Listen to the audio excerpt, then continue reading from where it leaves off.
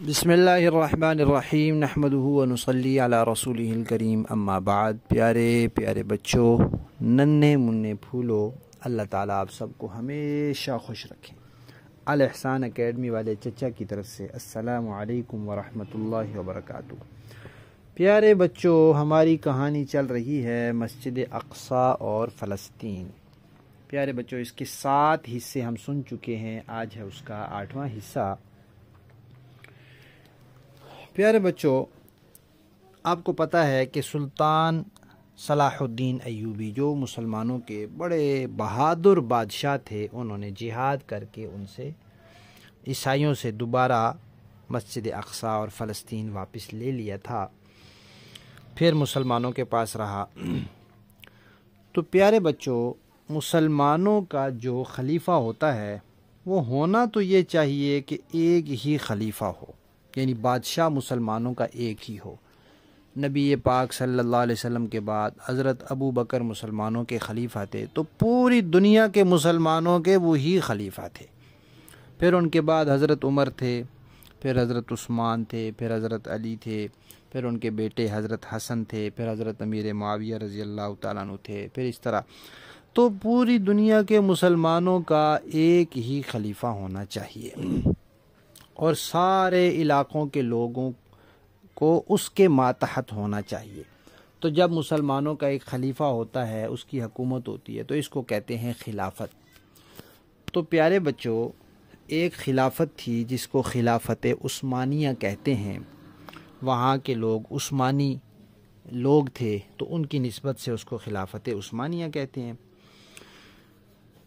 خلافت عثمانیہ مسلمانوں کی بہت بڑی حکومت تھی، بڑی حکومت۔ آپ کو پتہ ہے نا بچوں، دنیا میں سمندر زیادہ ہے، خشکی کم ہے، پانی زیادہ ہے، زمین اور خشکی کم ہے۔ تو سمندر کے اندر جو خشکی کے بڑے بڑے حصے ہوتے ہیں، جو خشکی ہوتی ہے نا، اس کو کہتے ہیں بر، اور جو پانی ہوتا ہے اس کو کہتے ہیں بحر، سمندر، بحر۔ تو جو خشکی کا بڑا حصہ ہوتا ہے نا، اس کو کہتے ہیں بر اعظم، بڑی خشکی، بر اعظم۔ تو دنیا کے بڑے بڑے جو بر اعظم ہیں، 3 بر اعظموں پر مسلمانوں کی وہ خلافت تھی، جس کو خلافت عثمانیہ کہتے ہیں۔ تو یہ جو فلسطین تھا، یہ جو بیت المقدس تھا، یہ بھی مسلمانوں کی اس خلافت عثمانیہ کے میں شامل تھا، اور 400 سال اس میں شامل رہا۔ اس دوران جو یہودی تھے، یہ دنیا کے مختلف علاقوں میں تھے، کچھ برطانیہ میں تھے، کچھ فرانس میں تھے، کچھ اٹلی میں تھے، کوئی جرمنی میں تھے، امریکہ میں تھے، کیونکہ یہ بڑے کاروباری لوگ ہیں، یہ بڑا کاروبار کرتے ہیں، پیسہ کماتے ہیں، پھر لوگوں کو سود پہ قرضے دیتے ہیں، لوگوں کا خون چوستے ہیں، پھر لوگوں کو قرضے دے کے پھر ان سے اپنے مفاد حاصل کرتے ہیں، پھر سازشیں کرتے ہیں۔ تو یہ دنیا کے مختلف جو ملک تھے، جو مالدار قسم کے، وہاں ہوتے تھے یہ۔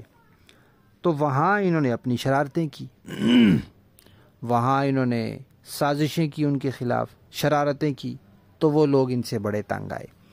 آخر انہوں نے یہ فیصلہ کیا کہ یہودی جو ہے نا، یہ ہوتے ہی شرارتی ہیں، ان کی طبیعت کے اندر ایک شرارت ہوتی ہے جو انہوں نے کرنی ہی کرنی ہوتی ہے۔ جیسے پیارے بچوں، بچھو ہوتا ہے نا، بچھو، اس نے ڈنگ مارنا ہی مارنا ہوتا ہے، تو ایسے ہی یہودی جو ہوتا ہے، اس نے شرارت کرنی ہی کرنی ہوتی ہے، نقصان پہنچانا ہی پہنچانا ہوتا ہے۔ آپ کو پتہ ہے نا، یہودیوں نے اپنے نبیوں کو بھی قتل کیا ہے، جو ان کے اپنی قوم کے نبی تھے، ان کو بھی انہوں نے شہید کیا ہے۔ یہودیوں نے نبی پاک صلی اللہ علیہ وسلم کو شہید کرنے کے لیے کتنی کوششیں کی۔ یہ یہودی عورت تھی جس نے نبی پاک صلی اللہ علیہ وسلم کو زہر دے دیا تھا، تو آپ کو اللہ نے بتا دیا، لیکن کچھ 1-2 صحابہ اس میں شہید ہو گئے تھے۔ یہودیوں نے کوشش کی تھی کہ ایک بڑا سا پتھر گرا کے نبی پاک کو شہید کر دیں۔ یہودیوں نے نبی پاک صلی اللہ علیہ وسلم پہ جادو کیا تھا، پھر اللہ تعالیٰ نے آپ کو بتایا، اور آخری 2 صورتیں نازل کی، پھر وہ جادو ختم ہوا۔ تو یہ جو بھی جس طریقے سے بھی یہ نقصان پہنچا سکے نا، یہ نقصان پہنچاتے ہیں، یہ رہ ہی نہیں سکتے۔ تو انہوں نے حضرت عیسیٰ علیہ السلام کو بھی شہید کرنے کی کوشش کی۔ وہاں کا جو اس وقت کا حکمران تھا اس کے ساتھ انہوں نے سازش کی اور ان کو پکڑ لیا اور پھر ان کو پھانسی لگانے کے لیے تیار ہو گئے۔ وہ تو اللہ تعالیٰ نے ان کو آسمان پہ اٹھا لیا تو وہ بچ گئے۔ تو اب یہودی جو تھے یہ برطانیہ میں، امریکہ میں، جرمنی میں، اٹلی میں، ان ملکوں میں تھے، تو انہوں نے کہا کہ یہ سازشی لوگ ہیں، یہ ضرور شرارت کرتے ہی کرتے ہیں، لہذا ان کے پاس جتنے پیسے شیسے ان سے چھین لو اور ان کو مار مار کے یہاں سے بھگا دو۔ تو پھر انہوں نے وہاں سے یہودیوں کو مار مار کے بھگایا۔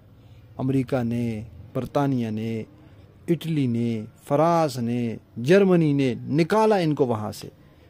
تو پھر یہ ان کو کوئی رکھنے کے لیے تیار نہیں تھا، تو پھر یہ کہاں آئے؟ پھر یہ مسلمانوں کے پاس آئے۔ سلطنت عثمانیہ جو تھی، خلافت عثمانیہ، ان کے بادشاہ کے پاس آئے کہ ہم مظلوم ہیں، ہر جگہ ہمیں مارا گیا ہے، ہمارے پیسے چھین لیے گئے ہیں، لہذا ہمیں رہنے کی اجازت دیں۔ تو وہ جو مسلمانوں کے اس وقت کے خلیفہ تھے، سلطنت عثمانیہ کے بادشاہ، انہوں نے کہا ٹھیک ہے، جو اسلام کے اصول ہیں ان کے مطابق ہم آپ کو رہنے کی اجازت دیتے ہیں، آپ ہماری خلافت کے اندر رہ سکتے ہیں۔ تو پھر اس طرح یہودی وہاں سلطنت عثمانیہ میں رہنے لگے۔ پھر کیا ہوا؟ پھر انشاءاللہ ہم کہانی کے اگلے حصے میں سنیں گے۔ ہماری کہانی مسجد اقصی اور فلسطین کا 8واں حصہ ختم۔